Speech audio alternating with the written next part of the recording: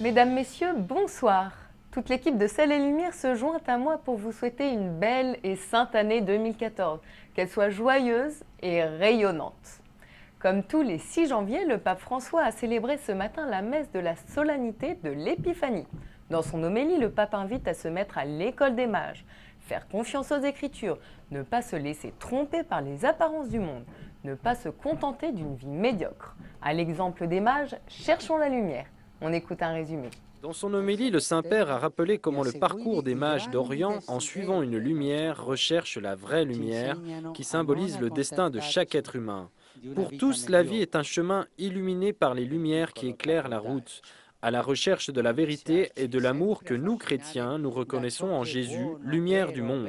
Dans ce chemin qui est le nôtre, a rappelé le pape François, nous sommes aidés afin de ne pas tomber dans les pièges du mal par la sainte ruse, la subtilité spirituelle que les mages ont utilisée quant au retour de Bethléem. Ils ne retournent pas chez Hérode, mais prennent une autre route pour rentrer chez eux. L'exemple des mages, a dit le pape François, nous enseigne à regarder en haut, vers l'étoile des authentiques désirs du cœur, et à ne pas nous contenter de la médiocrité et de l'apparence.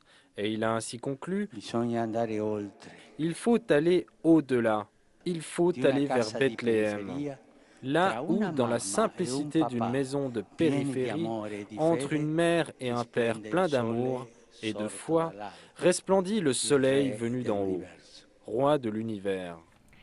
Hier, lors de l'Angélus, le pape est revenu sur la solennité de l'Épiphanie, sur la venue des rois mages de l'Orient à Bethléem. Cette fête nous montre un double mouvement, dit le pape, le mouvement de Dieu vers l'humanité et le mouvement des hommes vers Dieu.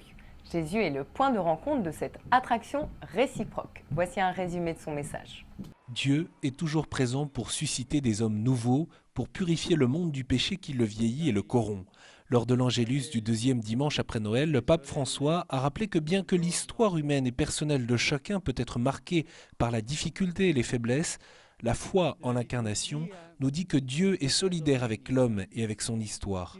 La lumière de l'amour de Dieu, devenu pleinement Dieu avec nous, est une étoile qui luit encore aujourd'hui et est un don qui ne s'éteint jamais.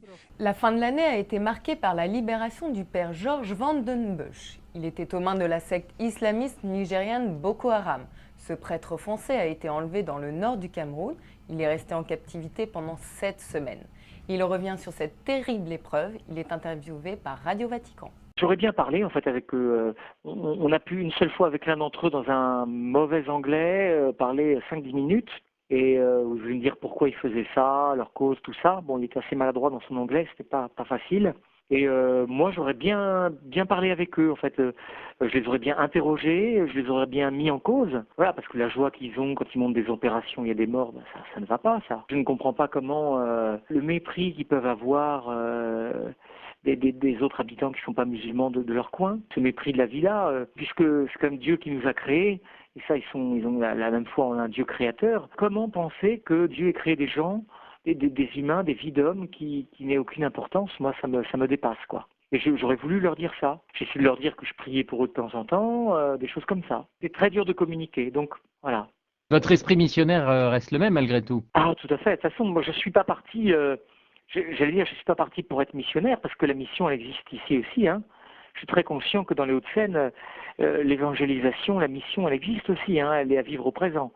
Donc je ne suis pas parti pour aller être missionnaire là-bas parce qu'il n'y a rien à faire ici. La mission, elle existe là-bas, elle existe ici. Je suis vraiment parti pour fêter l'Épiphanie, parce que l'Église, elle a cette dimension universelle, et qu'ici, il y a des prêtres étrangers, c'est important de vivre un échange entre églises, entre églises locales. Je le voyais comme ça, hein, vivre un échange mutuel entre églises locales. Et voici les intentions de prière du pape pour le mois de janvier. Le Saint-Père nous demande de prier pour le développement économique, que soit promu un véritable développement économique, respectueux de la dignité des hommes et des peuples. Dans son intention évangélisatrice, le pape confie l'unité des chrétiens, qu'ils cheminent vers l'unité voulue par le Christ. C'est la fin de cette émission, merci de l'avoir suivie. Bonne soirée à tous, à demain.